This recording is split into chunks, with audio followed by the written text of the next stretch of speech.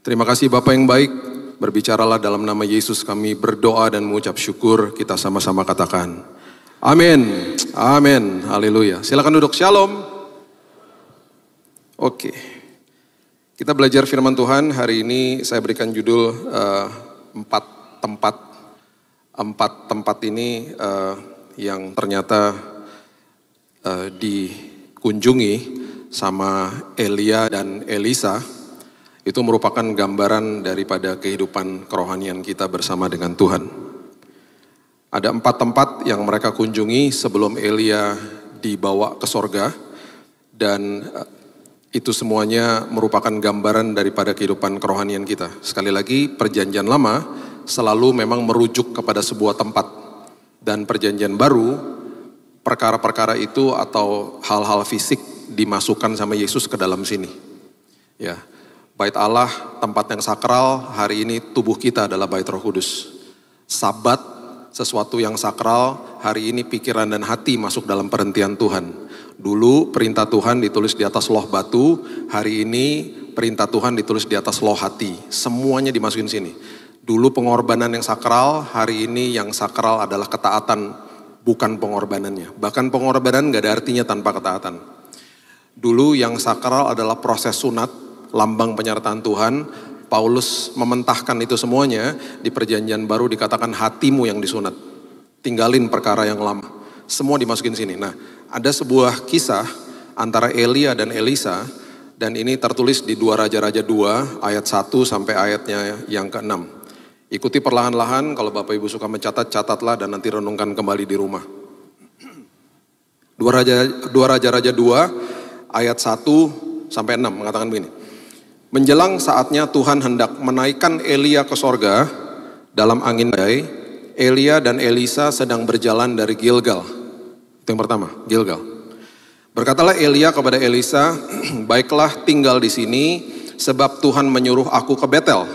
Itu tempat yang kedua. Tapi Elisa menjawab, demi Tuhan yang hidup dan demi hidupmu sendiri, sesungguhnya aku tidak akan meninggalkan engkau, lalu pergilah mereka ke Betel. Perhatikan konteks-konteks ini anak mentor yang sangat sopan sama guru mentornya. Dia gak pernah bilang begini, kan gurunya bilang ini, udah kamu tinggal sini aja. Biasanya bahasa yang layak kan begini, jangan tinggalin saya. Kalau jangan tinggalin saya, itu berarti fokusnya sama saya. Tapi dia selalu bilang gini, aku gak mau ninggalin kamu. Dengan kata lain, saya gak mau lepas dari kamu. Saya mau dapat urapannya kamu. Saya mau belajar dari kamu. Jadi, tapi dia sangat sopan, dia bilang, saya gak mau tinggalin kamu. Bukannya jangan tinggalin saya, tapi saya gak mau tinggalin kamu. Jadi dia sangat sopan. Ini kosakata yang luar biasa dari Elisa kepada mentornya. Oke, pada waktu itu keluarlah rombongan nabi yang ada di Betel mendapatkan Elisa.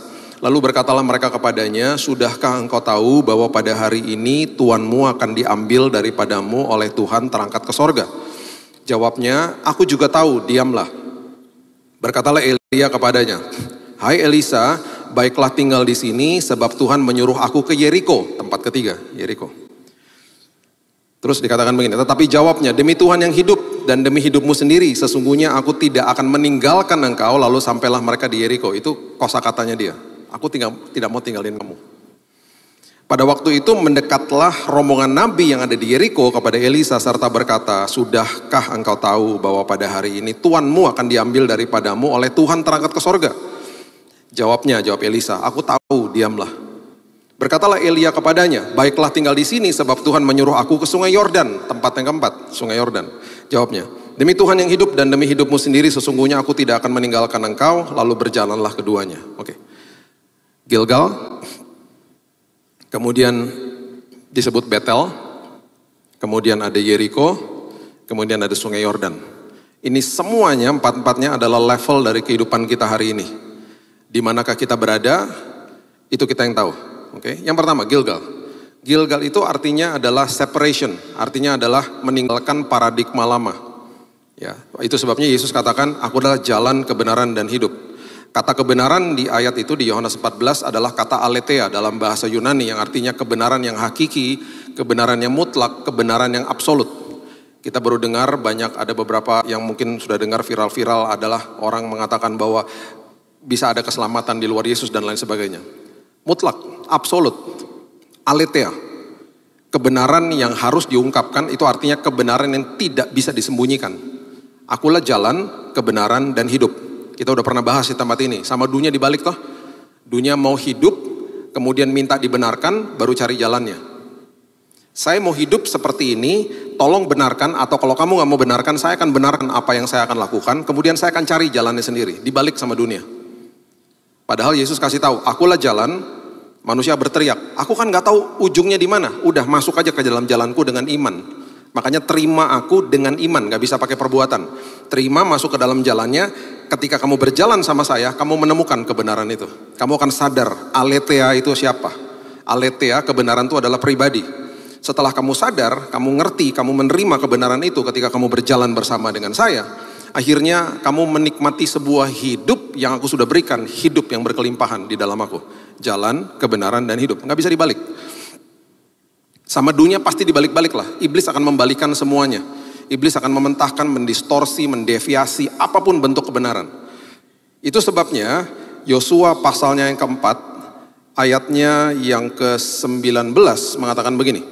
Yosua 4 ayat 19. Bangsa itu telah keluar dari sungai Yordan pada tanggal 10 bulan pertama.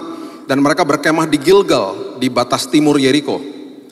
Ke-12 batu yang diambil dari sungai Yordan itu ditegakkan oleh Yosua di Gilgal.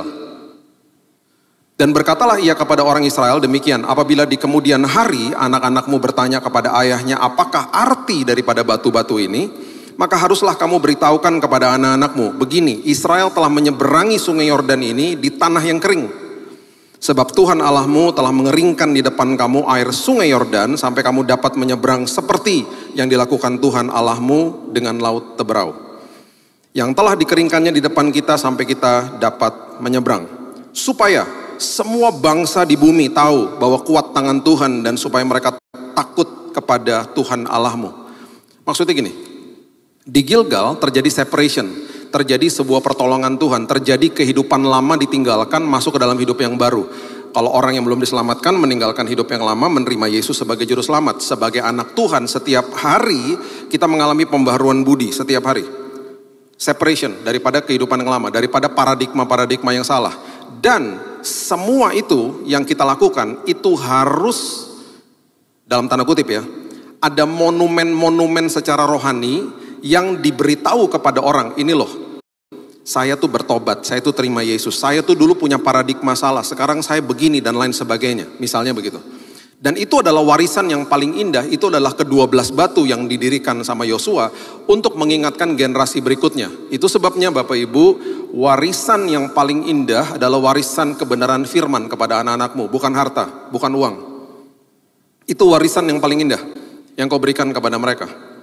Beberapa minggu lalu anak saya Keaton, kami bukakan pintu di hari Minggu pagi. Saya waktu itu lagi pelayanan di Jakarta, saya pun belum mulai hari saya akan berangkat jam 7 pagi di pelayanan di sebuah gereja. Saya udah bukain pintu dia jam 5 pagi. Karena ibadah pertama di gereja yang saya berjemaat itu jam 7. Dan dia ada pelayanan, dia main drum di sana.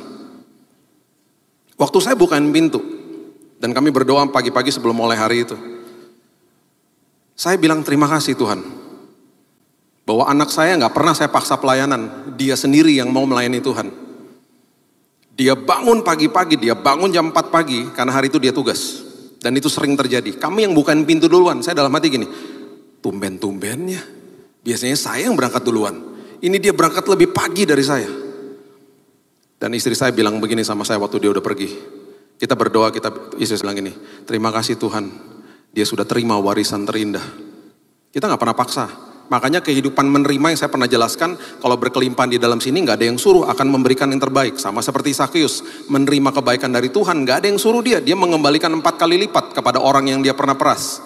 Makanya posisi vertikal adalah selalu menerima. Ya, kita udah belajar itu. Posisi menerima dari Tuhan, penuh di dalam sini, baru horizontalnya kita bisa memberi. Bahkan kita bisa memberi yang terbaik kembali kepada Tuhan, kalau udah penuh di sini. Itu momen-momen seperti begitu harus diwariskan.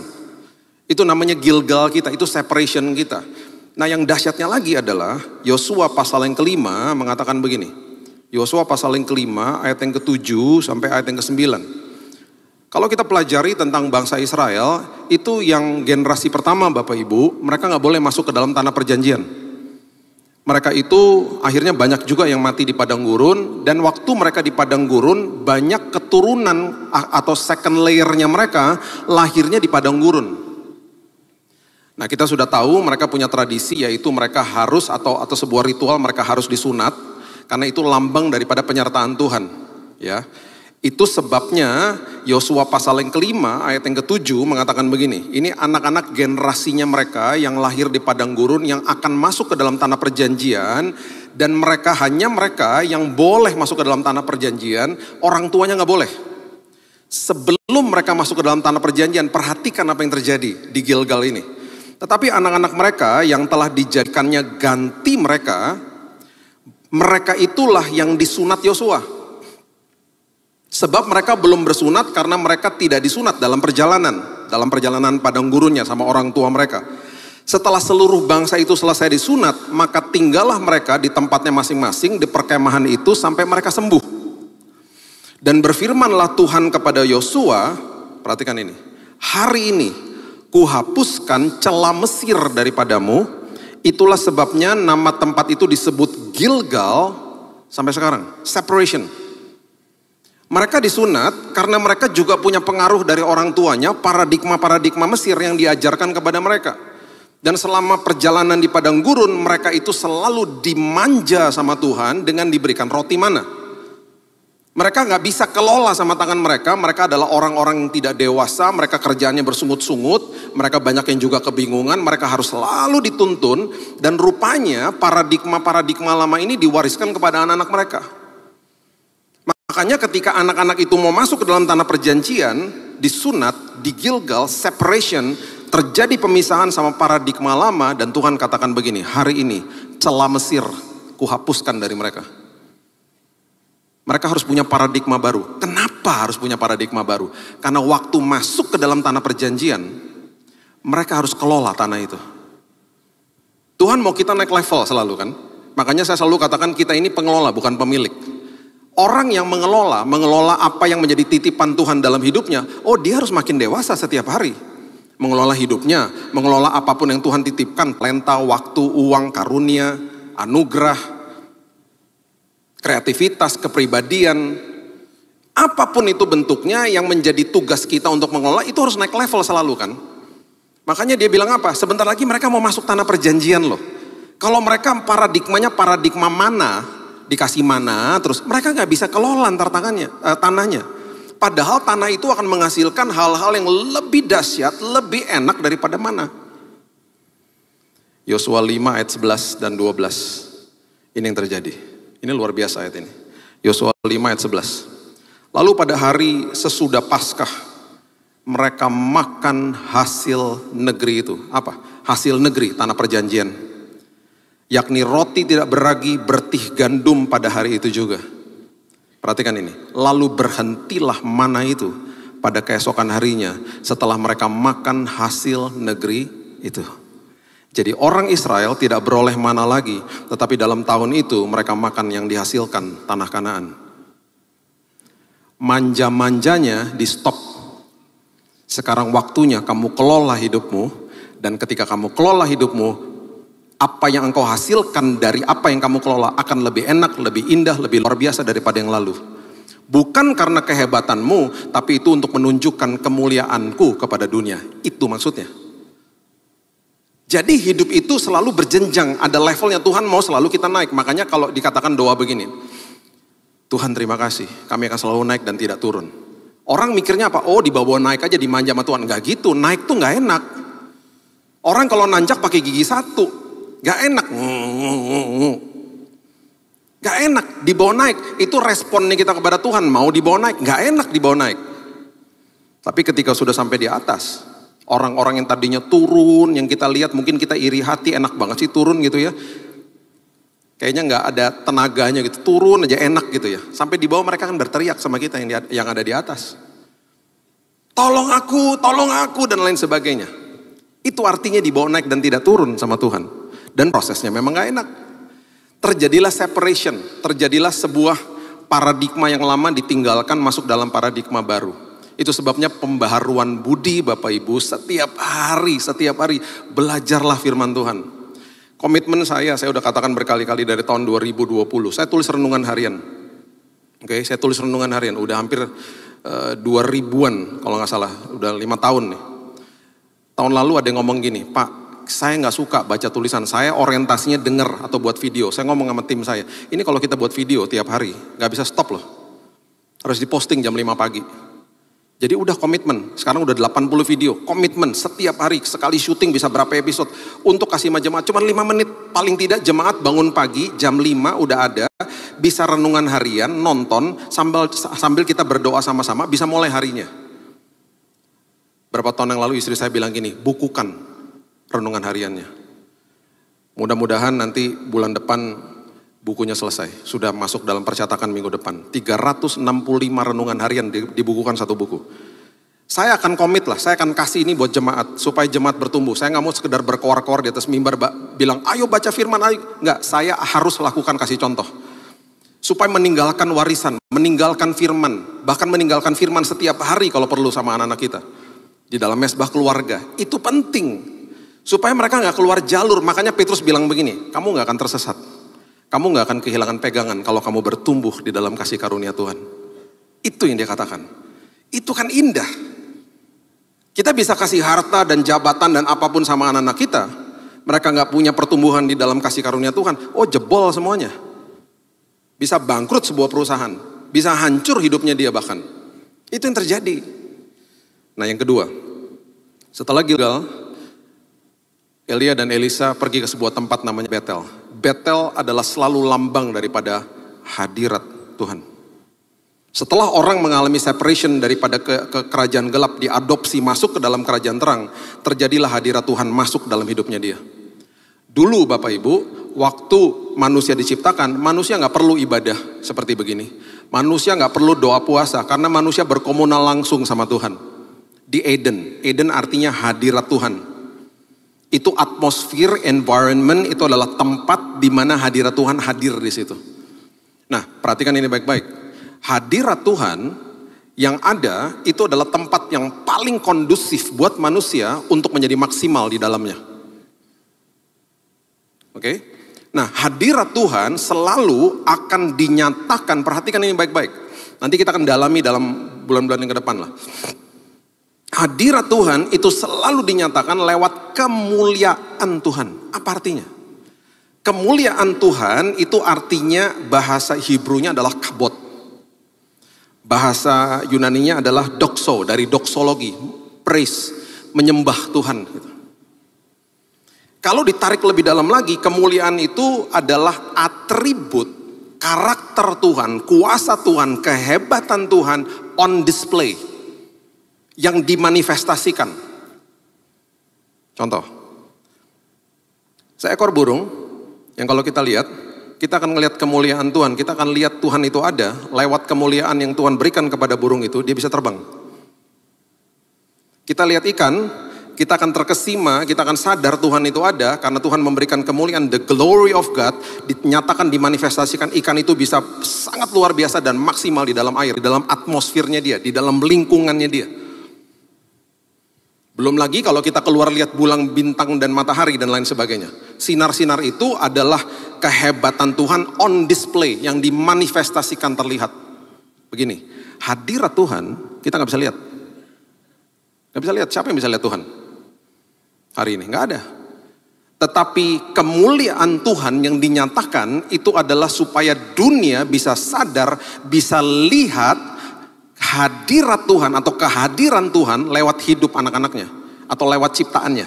Nah, ciptaannya berbentuk pasif dan mereka nggak punya kesadaran untuk menularkan budaya kerajaan sorga, untuk memberitahu bahwa Tuhan itu hadir.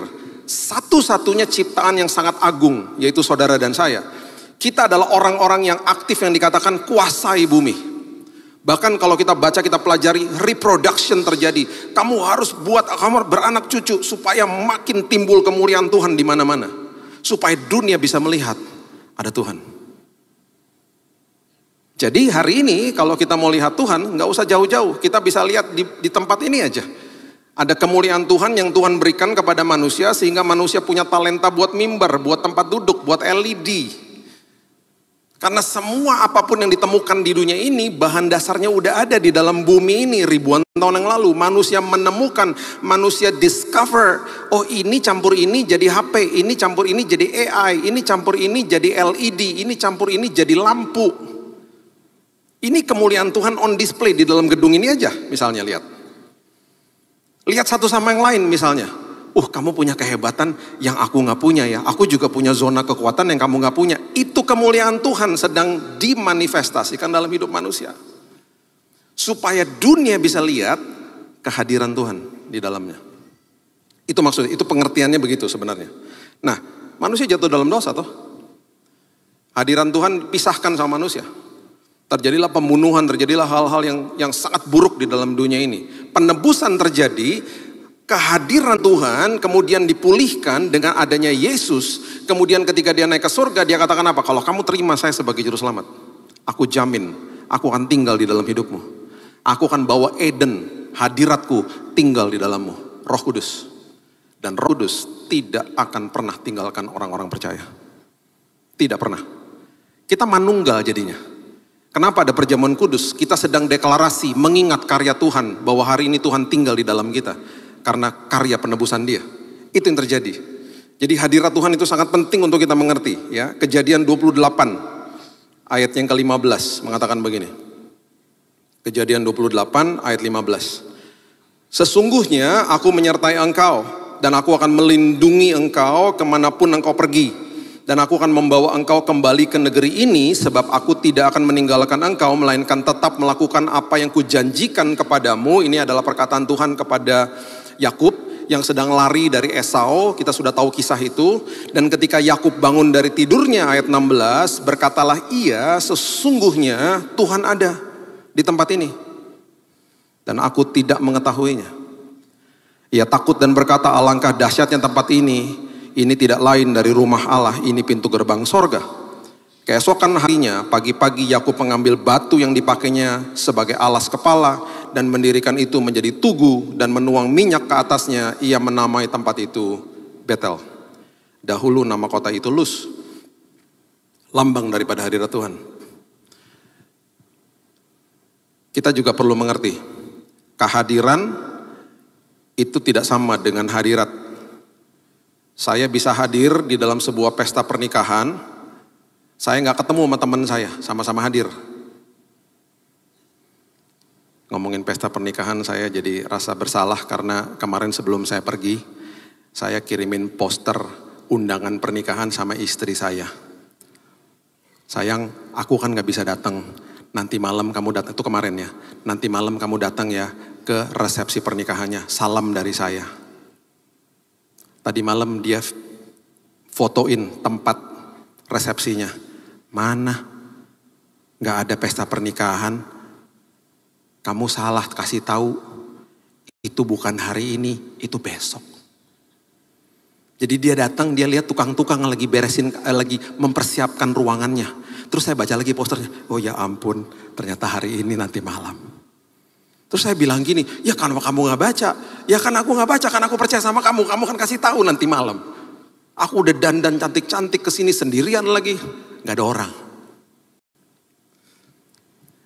Itu kemarin malam kejadiannya.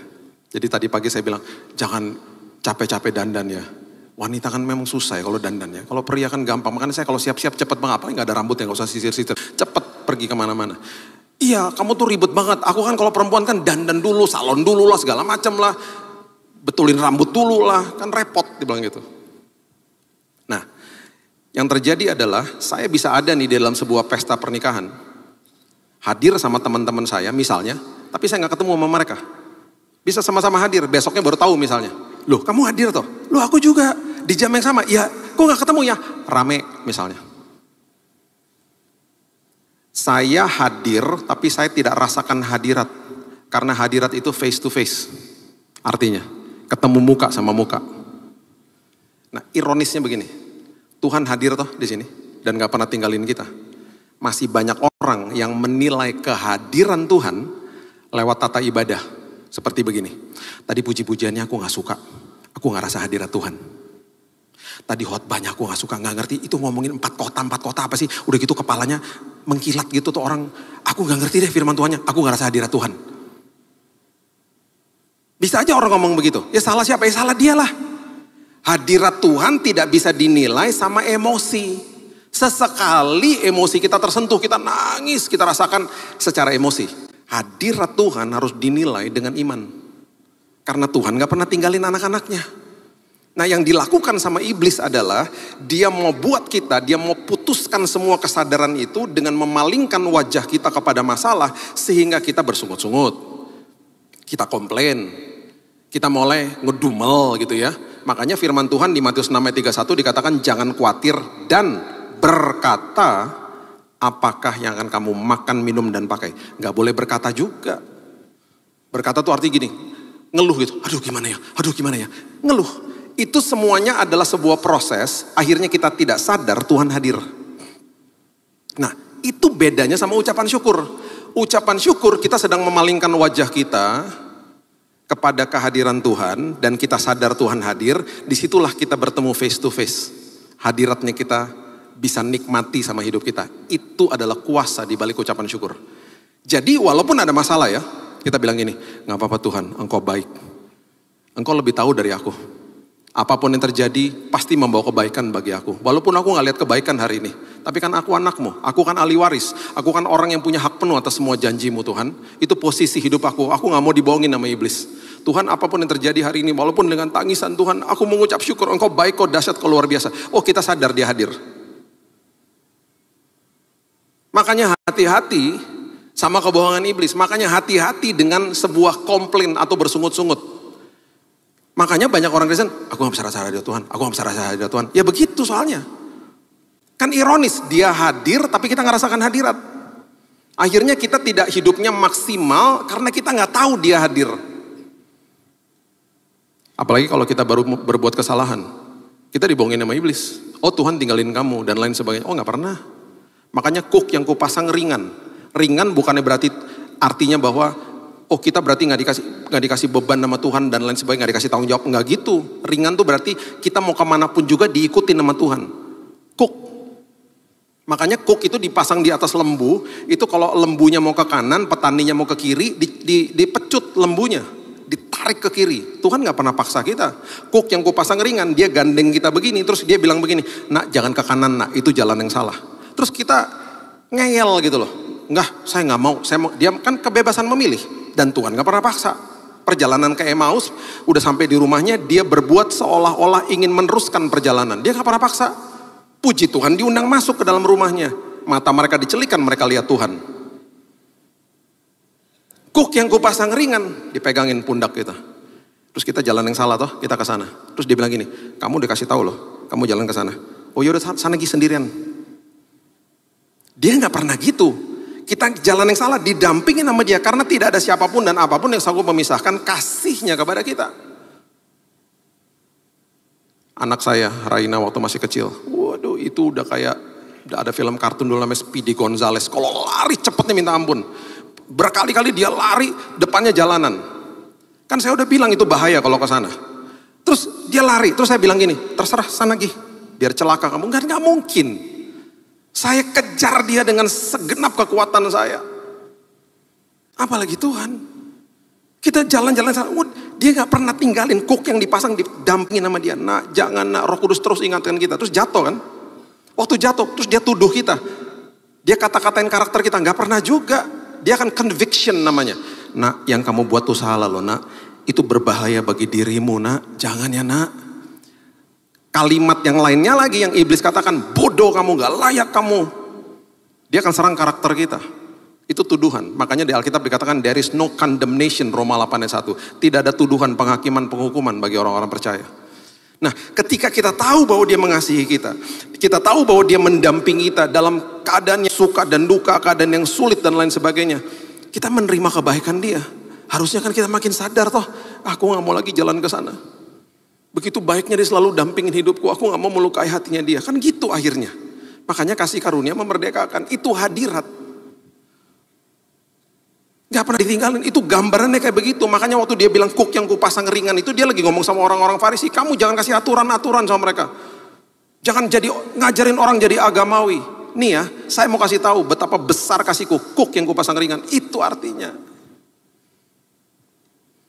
Dan kemudian ketika kita mengerti itu, tempat berikutnya adalah Yeriko. Yeriko itu adalah gambaran daripada perjalanan iman. Setelah Tuhan hadir dalam hidup kita, perjalanan iman dimulai. Perjalanan iman itu selalu di dalam perjalanan iman, kemuliaan Tuhan dinyatakan untuk menunjukkan Dia hadir kepada dunia. Jadi korelasinya luar biasa, hadirat dan kemuliaan. Hadirat dan kemuliaan. Kemuliaan dinyatakan di mana? Seringkali bukan sekedar karena talenta kita saja. Memang betul kita punya zona-zona kekuatan, memberkati orang lewat zona-zona kekuatan, lewat talenta, lewat kepribadian kita, lewat karunia, kreativitas misalnya, betul. Tetapi yang paling dahsyat adalah ketika anak-anak Tuhan melewati badai, kemuliaan Tuhan dinyatakan di situ. Karakternya Tuhan dinyatakan, itu artinya karakter Tuhan, atributnya Tuhan dinyatakan di anak-anak orang percaya. Kita semua anak-anak Tuhan. Dan itu ketika dinyatakan dunia bisa lihat Tuhan ada. Jadi kemuliaan itu untuk menyatakan hadirat. Kemuliaan itu untuk menyatakan kepada dunia Tuhan ada, Tuhan hadir. Itu maksudnya. Yosua 5 ayat 13 sampai 15. Yosua 5 ayat 13 sampai 15. Ketika Yosua dekat Yeriko, ia melayangkan pandangnya. Dilihatnya seorang laki-laki berdiri di depannya dengan pedang terhunus di tangannya. Yosua mendekatinya dan bertanya kepadanya, kawankah engkau atau lawan? Ini malaikat Tuhan. Jawabnya, bukan. Bukan, neither. Bukan kawan, bukan lawan maksudnya. Akulah panglima bala tentara Tuhan. Sekarang aku datang. Lalu sujudlah Yosua dengan mukanya ke tanah menyembah dan berkata kepadanya, apakah yang akan dikatakan Tuanku kepada hambanya ini? Panglima bala tentara Tuhan itu berkata kepada Yosua, tanggalkan kasutmu dari kakimu, sebab tempat engkau berdiri itu tempat kudus. Dan Yosua berbuat demikian. Saya mau beritahu ini kepada kita. Yeriko itu lambang daripada sebuah fortified city, sebuah tembok yang sangat besar. Lambang daripada sebuah kesulitan hidup yang kita hadapi. Bayangkan, di tempat itu dikatakan itu tempat kudus karena Tuhan hadir di dalam padang gurun kita. Tuhan hadir di dalam lembah kekelaman kita. Dan yang sangat dahsyat, malaikat ini bilang begini, kamu kawan atau lawan? Bukan. Saya bukan kawan, saya bukan lawan. Udah pasti bukan lawan. Dia gak katakan kawan karena dia gak ngomong, dia maksudnya gini, saya ditugaskan sama kerajaan surga. Saya milik kerajaan surga. Kalau saya katakan saya kawan kamu, berarti kamu akan bertempur dengan saya membantu kamu. Kamu gak bertempur. Yang bertempur saya. Saya yang disuruh. Itu maksudnya. Neither. Bukan kawan, bukan lawan. Saya ditugaskan. Dengan kata lain, Tuhan yang berperang bagi anak-anaknya. Itu selalu begitu. Apapun masalah kita selalu katakan terima kasih Tuhan, aku serahkan semua kekhawatiranku kepadamu. 1 Petrus 5 ayat 7. Kemudian ayat 8, lawanmu si iblis itu berjalan keliling seperti singa mengaum-ngaum mencari mangsa yang dapat ditelan. Kalau saya bisa tambahkan dengan kebohongannya dia, kita adalah orang-orang yang tidak dapat ditelan. Karena udah serahkan kekhawatiran kita kepada Tuhan, dan kita sadar bahwa Tuhan yang berperang bagi saya. Itu maksudnya. Itu Yerikonya kita. Di situ kemuliaan Tuhan dinyatakan. Nah banyak orang yang dikelabui sama iblis. Kemarin minggu lalu saya di kota Tanjung Pandan, kota kabupaten di Pulau Belitung. Ada pelayanan di beberapa gereja di desa-desa di situ. Dan ada seminar di sebuah sekolah Kristen bicara sama guru-gurunya. By the way, Bapak Ibu kalau belum pernah ke Belitung, saya ngeliat kemuliaan Tuhan di situ. Itu pulau indah banget dan murah. Maksudnya cari tahu lah, liburan lah ke situ. Murah, sepi, enak, dan banyak babi. Banyak orang Kristen, babinya 3 layer, 2 layer, macam-macam lah pokoknya. Babinya tuh enak-enak, beda sama Pulau Jawa babinya. Nah, dan uniknya ada satu desa gitu ya. Gereja, kemudian ada rumah-rumah di betul-betul desa gitu.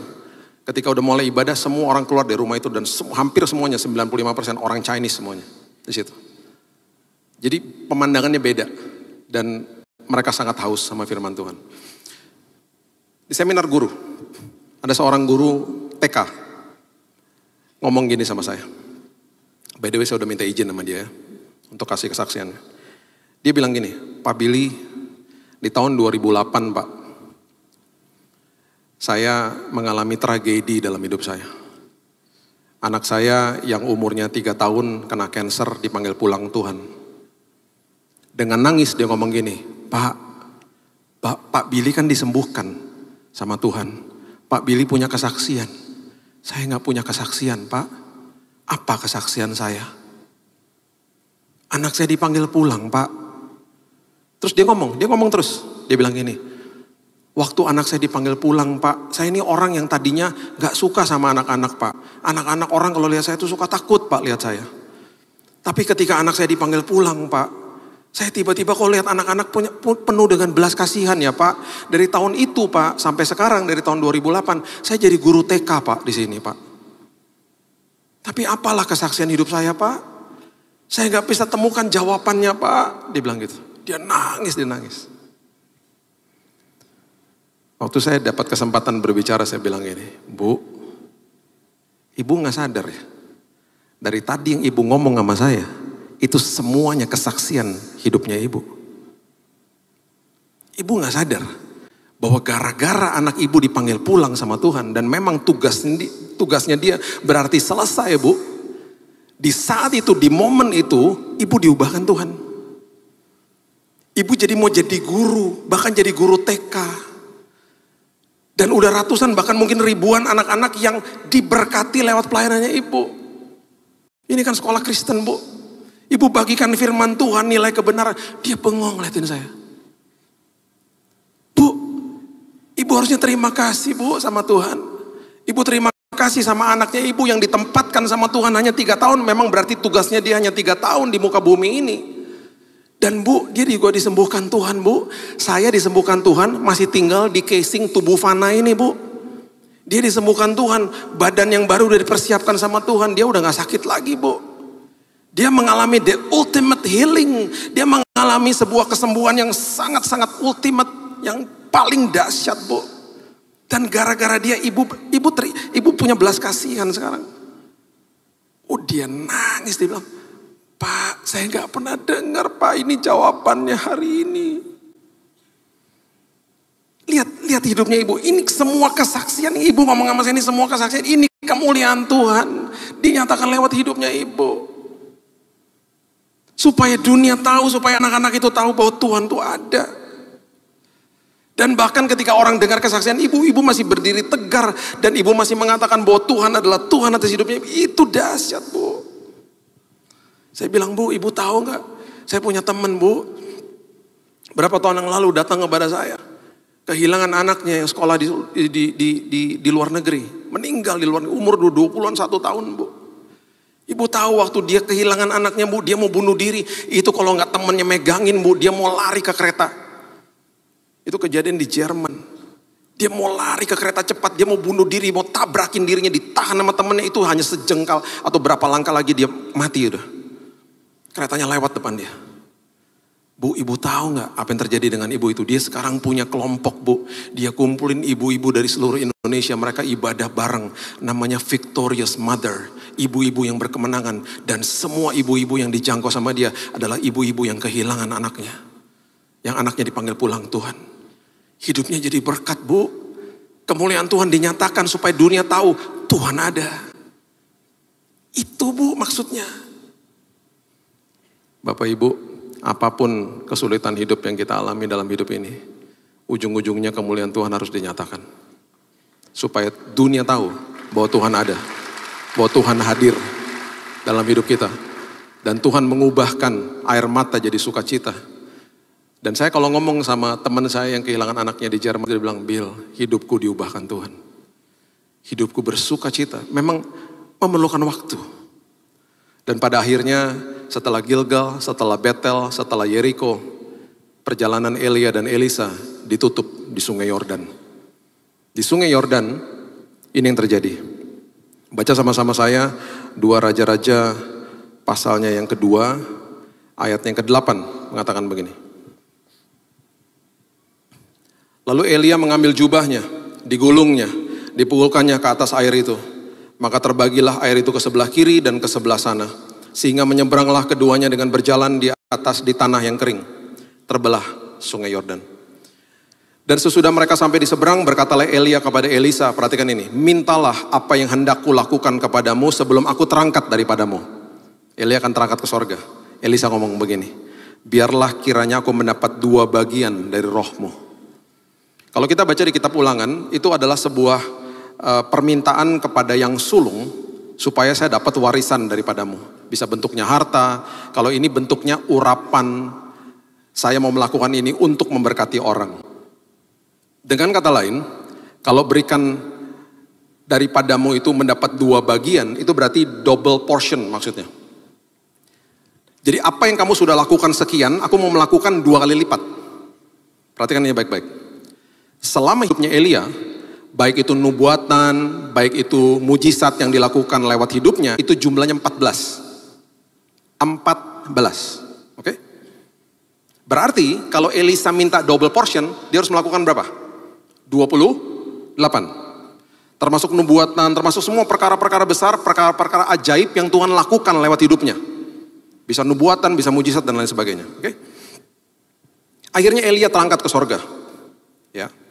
Dan ayat yang ke-13 dikatakan begini. Ayat 13. 2 Raja-Raja 2. Sesudah itu Elia udah naik ya ke sorga ya. Dipungutnya jubah Elia yang telah terjatuh. Lalu ia berjalan hendak pulang dan berdiri di tepi sungai Yordan. Tadi baru kebelah. Sungai Yordan ini dibelah sama Elia. Dia kemudian naik ke sorga. Sekarang Elisa mau balik lewatin sungainya lagi toh. Ia mengambil jubahnya Elia yang telah terjatuh, dipukulkannya ke air sambil berseru, di manakah Tuhan Allah Elia? Ia memukul air itu, lalu terbagi ke sebelah sini dan ke sebelah sana, maka menyeberanglah Elisa. Ini mujizat yang pertama. Ketika rombongan nabi yang dari Yeriko melihat dia dari jauh, mereka berkata, roh Elia telah hinggap pada Elisa. Mereka datang menemui dia, sujudlah mereka kepadanya sampai ke tanah. Oke, saya tutup dengan ini. Udah ya, mujizat pertama terjadi. Terus hal-hal besar terjadi dalam hidupnya. Terakhir, sign and wonder. Mujizat, nubuatan, perkara besar yang Tuhan lakukan lewat hidupnya dia. Tiba-tiba berhenti di angka 27. Ketika dia memberikan sebuah nubuatan kepada seorang raja namanya Raja Yoas. Dia berikan nubuatan, itu tercatat di 2 Raja-Raja 13. Saya berikan aja ayatnya, nanti Bapak Ibu baca di rumah untuk jadi studinya, jadi pembelajaran. 2 Raja-Raja 13 ayat 14 sampai ayat yang ke-19. Oke? Dia kasih nubuatan kepada Raja Yoas. Pokoknya kamu akan mengalahkan musuhmu. Itu selesai. Ayat berikutnya ayat 20. Yang terjadi adalah sesudah dia berikan nubuatan itu, yang merupakan perkara besar yang Tuhan lakukan dalam hidupnya, itu yang ke-27. Sesudah itu matilah Elisa. Lalu ia dikuburkan. Adapun gerombolan Moab sering memasuki negeri itu pada pergantian tahun. Mati dia. Orang-orang pasti ngomong gini, aduh sayang ya, satu lagi loh.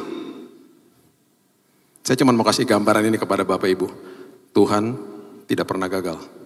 Perhatikan ayat terakhir, ayat 21. Pada suatu kali, orang sedang menguburkan mayat. Ketika mereka melihat gerombolan datang, dicampakkannya mereka mayat itu ke dalam kuburnya Elisa. Lalu pergi. Demi mayat itu kena tulang-tulangnya Elisa. Elisanya udah mati, tinggal tulang-tulang. Mayatnya kena tulangnya Elisa. Maka hiduplah ia kembali dan bangun berdiri. Itulah mujizat ke-28. Tuhan tidak pernah gagal. Tuhan gak pernah gagal. Semuanya dia lakukan supaya kemuliaannya dinyatakan. Dan orang akan bilang begini, udah gak mungkin ya. Kok bisa ya? Kok bisa ya seorang yang kehilangan anak bisa memuliakan nama Tuhan? Kok bisa ya orang yang kehilangan anak mengalami tragedi seperti begitu? Hidupnya diubahkan Tuhan jadi berkat bagi orang lain. Kok bisa ya seorang yang sudah mati menerima mujizat yang ke-28? dengan sebuah kejadian, sebuah jenazah bersentuhan dengan tulang-tulangnya dan dia hidup kembali. Tuhan gak pernah gagal. Itulah sungai Yordannya kita. Kita akan diberikan double portion. Double portion kembali saya selalu ingatkan bukan harta, jabatan, status, ketenaran atau uang. Bukan. Double portion yang kita alami selalu damai sejahtera, sukacita, pertumbuhan rohani, karakter jadi tahan uji. Itu yang di dalam sini berkelimpahan di dalam Tuhan. Dan itu yang Tuhan janjikan dalam hidup kita. Gilgal, Betel, Yeriko, dan ditutup dengan sungai Yordan. Biarlah ini menjadi berkat bagi kita dan kehidupan kita terus dibawa naik sama Tuhan. Berikan tepuk tangan kita untuk Tuhan kita. Bapak yang baik, terima kasih buat hari ini, meteraikan firman-Mu, dan kami percaya kami juga sudah dimeteraikan sama Roh Kudus. Engkau baik, Engkau luar biasa, Engkau gak pernah tinggalin kami. Terima kasih Bapak yang baik, kami serahkan hidup kami, masa depan kami dalam tangan Tuhan. Biarlah hidup kami terus mengalami Tuhan supaya penuh dengan kesaksian, bahkan kemuliaan Tuhan terus dinyatakan lewat hidup kami. Dalam suka dan duka, supaya dunia tahu Tuhan ada, Tuhan hadir. Terus pakai kami ya Tuhan, jadi alat-Mu yang luar biasa. Dalam nama Tuhan Yesus kami berdoa, kita sama-sama katakan, amin. Tuhan berkati.